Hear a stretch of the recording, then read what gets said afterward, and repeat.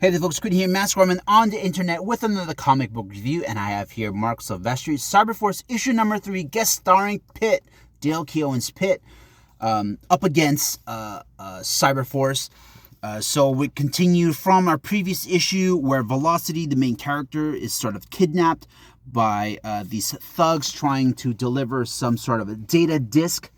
And they actually run into the sort of cops, the shock troopers from Cyberdata, because Cyberdata is trying to find Velocity, so they run head-to-head with this group. But, you know, Cyberforce, they're sort of training in their little sort of danger room area, not knowing that Velocity was actually indeed kidnapped again. And so they go off and try to rescue her, and when they try to rescue these sort of rescue her from these guys right here, they actually have met Pitt, and Pitt is sort of crashing at their house. So when they do arrive, they sort of blow up their little warehouse that they're hiding out, their little hideout, and they are face Pitt.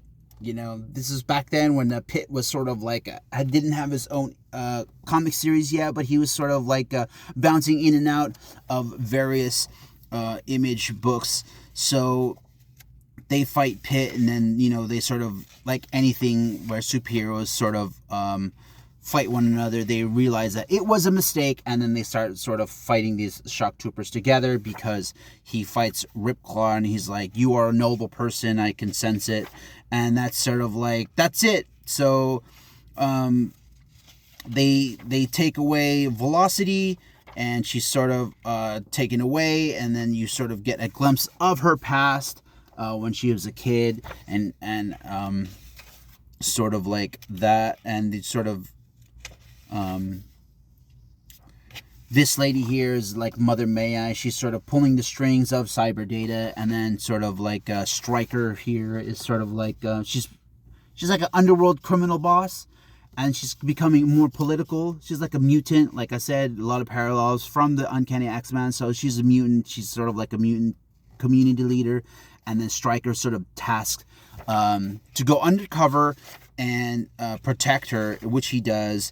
And then sort of like there's this assassination attempt on her life, and that's where the sort of issue ends, and it's supposed to be continued in issue 4, which is the last and final issue of the Cyberforce miniseries by Mark Silvestri. Again, I gave this a 6 out of 10. Pretty good book, good art, and until then, God bless.